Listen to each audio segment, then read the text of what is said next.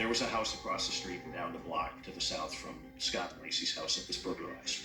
There were two guys that were involved in the burglary.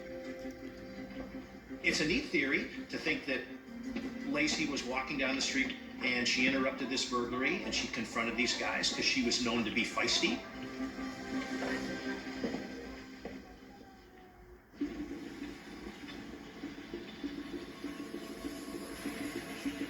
If you take the burglary and the thought of an abduction and you actually run it out to its logical conclusion, it doesn't make sense at all.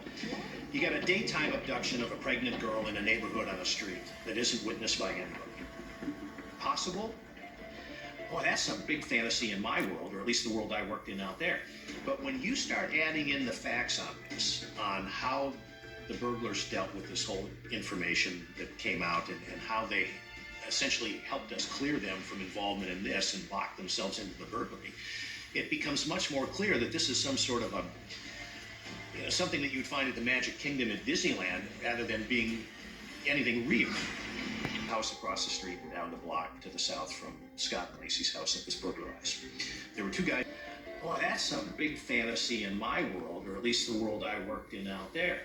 But when you start adding in the facts on this, on how the burglars dealt with this whole information that came out and how they essentially helped us clear them from involvement in this and lock themselves into the burglary, it becomes much more clear that this is some sort of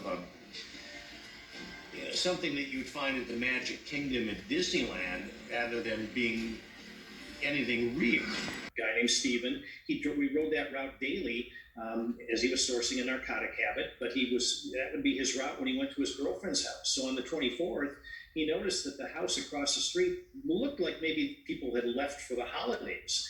As he went over there on the 25th, he was pretty sure they did. So he broke into the house on the 25th and he took a bit of property on the 25th, but there was a safe and some tools and other things that he couldn't take on his bike. So he returns home and he's living in a shed behind his friend Don, who's living with his mother.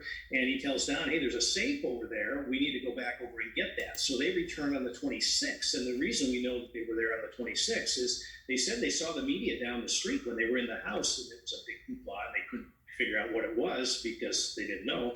But it was interesting to them that the media would be out on the street. Well, they're going in and out through the back of the house. So they're, whether it's Geraldo or Greta or you or anybody else out there, they're not going to see these guys carting a safe out the back of the house. They both rolled on their involvement in the burglary because by that time they knew what was going on down the street.